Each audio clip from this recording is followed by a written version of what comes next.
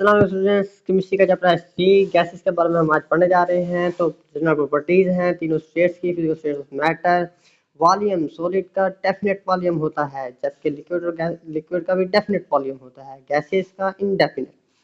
Shape solid की definite, liquid और gas की इनडेफिनेट। एक्टिव फोर्स की बात करें तो सॉलिड में स्ट्रॉन्ग गैस होती हैं, लिक्विड में इंटरमीडिएट, जबकि गैसेस में वीकेस्ट होती हैं। काइनेटिक एनर्जी की बात करें तो मिनिमम सॉलिड्स में होती है, इंटरमीडिएट होती है लिक्विड में, गैसेस में मैक्सिमम होती है। पोटेंशियल एनर्जी मैक्सिमम होती है सॉलिड में, क्योंकि उनके दरमियान जो अट्रैक्टिव फोर्सेज होती है वो ज़्यादा होती हैं। लिक्विड में इंटरमीडिएट अगेन, जबकि गैसेस में मिनिमम होती है पोटेंशियल एनर्जी, क्योंकि अट्रैक्टिव फोर्सेज कम होती है। टोटल एनर्जी कॉन्स्टेंट टेम्परेचर पर सब में सेम होती है। मोशन की बात करें तो सॉलिड में वाइब्रेशनल मोशन होती है, जबकि लिक्विड और गैसेस में ट्रांसलेशनल भी होती है, वाइब्रेशनल भी होती है और रोटेशनल भी होती है। डिफ्यूजन का प्रोसेस सॉलिड में ऑब्जर्वेबल नहीं होता, जबकि लिक्विड और गैसेस में ऑब्जर्वेबल होता है। डिफ्यूजन का प्रोसेस सॉलिड में ऑब्जर्वेबल नहीं होता, लिक्विड में भी ऑब्जर्वेबल नहीं होता, जबकि गैसेस में ऑब्जर्वेबल होता है। कंप्रेसिबिलिटी से मुराद है कि वॉल्यूम में कमी, उसको किसी चीज़ का कंप्रेस होना, जो सॉलिड में नहीं होता, लिक्विड में भी नहीं होता, मगर गैसेस में कंप्रेसिबिलिटी का फैक्टर होता है। मेजरमेंट की बात करें तो मैस में मेजरमेंट की जाती है सॉलिड्स की, किलोग्राम, ग्राम उसके यूनिट्स हैं। वॉल्यूम में मेजरमेंट की जाती है लिक्विड की यूनिट्स, जैसे metre cube, centimetre cube, cubic metre, litre, inch etcetera. Gases की मेजरमेंट की जाती है in terms of pressure, ATM, newton per metre square, pascal and etcetera. Joule Thomson effect की बात करें तो Joule Thomson effect gases solid और liquids में ऑब्जर्वेबल नहीं है, जबकि गैसेस में yes of course it is present. Joule Thomson effect क्या है? जब किसी भी हाईली कंप्रेस्ड गैस को हम किसी लो प्रेशर जगह पर रिलीज करते हैं तो वो कूलिंग का प्रोसेस करती है, जिसे हम क्या कहते हैं? Joule Thomson effect. Monatomic molecules show only translation motion. Diatomic molecules show both translation and vibrational motion, while polyatomic molecules show all types of motion. But requirement for the rotational motion is tetravalent atom and single covalent bond. Polyatomic molecules में तीनों types of motion होती हैं, लेकिन single covalent bond का और हमारे पास rotational motion के लिए टेट्रावैलेंट एटम का होना जरूरी है। प्रेशर ऑफ गैस की बात करें तो it is force per unit area, या सिंपल सी डेफिनेशन है गैस कंटेनिंग क्लोजिंग जिसमें गैस होती है उसे गैस जार कहते हैं। Gas molecules are in constant state of random motion. Always remember it, gas के मॉलिक्यूल्स रैंडम मोशन के कांस्टेंट स्टेट में होते हैं, वो रुकते नहीं है कभी। जो उनका प्रेशर होता है वो नंबर ऑफ मोल्स के भी डायरेक्टली प्रोपोर्शन है और टेम्परेचर की भी डायरेक्टली प्रोपोर्शन है, अगर दूसरे फैक्टर्स को कांस्टेंट रखा जाए। यूनिट्स की बात करें तो 1 ATM 101,325 Newton per metre square या पास्कल के बराबर होता है, और उसी वक्त 1 एटीएम 760 टोर या 760 mm ऑफ एच या 776 सेंटीमीटर ऑफ एच के इक्वल होता है। 1 ATM is also equal to 14.7 pound per square inch. 1 ATM can support 760 mm of H, ये उसकी डेफिनेशन है जो तीसरी लाइन में दी गई है। 1 एटीएम इज इक्वल टू 1.01325 बार। मिली बार जो यूनिट है वो मटेरियोलॉजिस्ट यूज करते हैं। उसके बाद हम आते हैं गैस लॉस पर। गैस लॉस हमारे पास 3 है पड़े, जो हमारे एमडी कैट सिलेबस में है।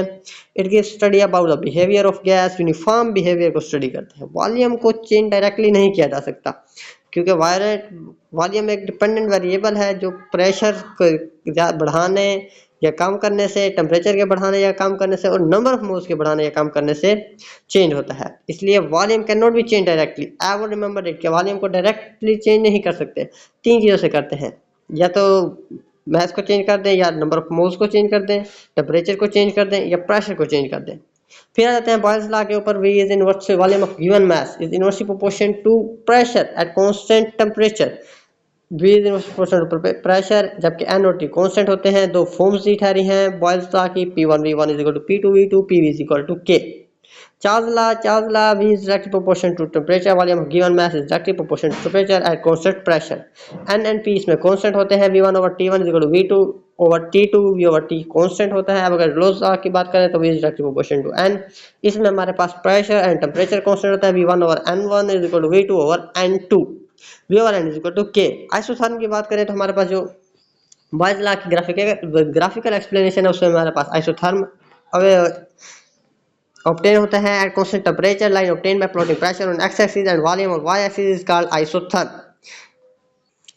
ये कुछ ग्राफ वाइज लॉ से रिलेटेड हैं। पहले आइसोथर्म कर्व ऑब्टेन्ड है, फिर स्ट्रेट लाइन, फिर हमारे पास कांस्टेंट लाइन जीरो स्लोप के साथ ऑब्टेन्ड है। जो पहला ग्राफ है अल्फा ग्राफ, उसमें शेप सेम रहती है। आप देखें टेम्परेचर टू, जब टेम्परेचर ज़्यादा होता है तो वॉल्यूम से दूर चला जाता है कर्व, और प्रेशर से भी दूर चला जाता है।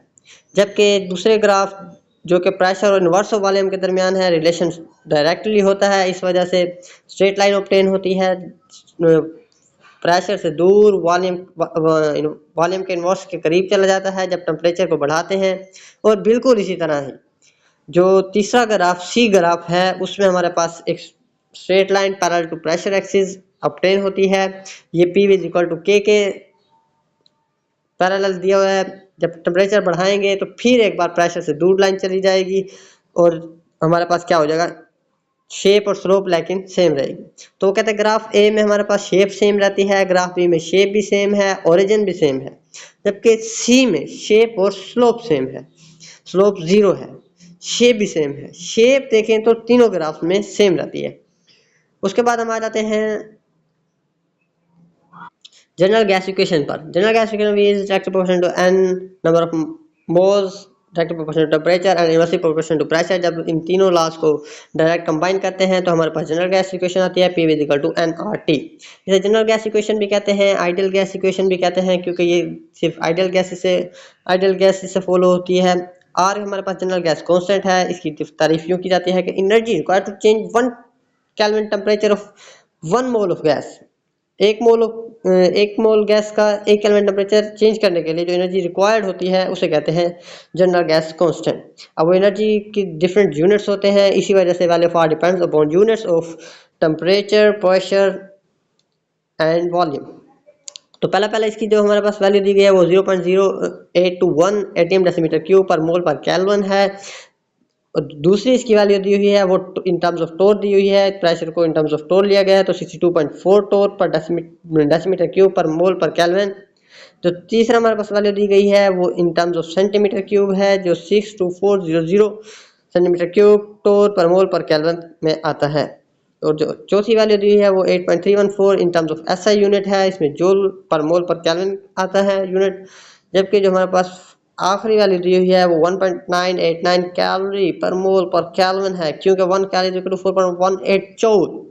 फिर आ जाते हैं चार्ल्स लॉ के ऊपर। चार्ल्स लॉ की क्वांटिटेटिव डेफिनेशन, एब्सोल्यूट जीरो के बारे में थोड़ा सा बता देते हैं। एब्सोल्यूट जीरो वो टेम्परेचर है जिस पर आइडियल गैस का वॉल्यूम क्या हो जाता है, जीरो हो जाता है। It is equal to 0 kelvin. तो चार्ल्स लॉ की quantitative definition of Charles law given है हमारे पास। For every 1 degree centigrade change in temperature volume will become V। जो हमारे पास ओरिजिनल वॉल्यूम है उसमें चेंज कितना आएगा, अगर इंक्रीज होगा तो प्लस होगा, अगर डिक्रीज होगा तो माइनस होगा। जी, प्लस माइनस फिर VT ओवर 273। जो हमारे पास फार्मूला दिया है इसके मुताबिक चेंज आएगा VT is equal to V naught into 1 plus T by 273। Charles law को ओबे करने के लिए डिग्री सेल्सियस टेम्परेचर में 273 का फैक्टर ऐड करना जरूरी है, जिसे हम केल्विन स्केल कहते हैं, केल्विन टेम्परेचर कहते हैं, वो बहुत ज़्यादा ज़रूरी है। Otherwise Charles law will not be obeyed. Origin of Charles law same होता है ऑल गैसेस के लिए, -273.1 डिग्री सेंटीग्रेड। ये मैंने आपको नीचे डायग्राम से शो कर दिया, ग्राफ से शो कर दिए हैं। N1 is greater than N2 is greater than N3। जितना ज़्यादा हमारे पास नंबर ऑफ मोल्स बढ़ते जाएंगे उतना ज़्यादा टेम्परेचर की तरफ कर्व मूव करना शुरू कर जाएगा। लेकिन ओरिजिन सेम होगा in every condition, origin will be same -273.1 degree centigrade. ये था हमारा पार्ट 1 गैसेस का। इसी के साथ मैं आप सबको कहने चला हूँ अल्लाह हाफिज़।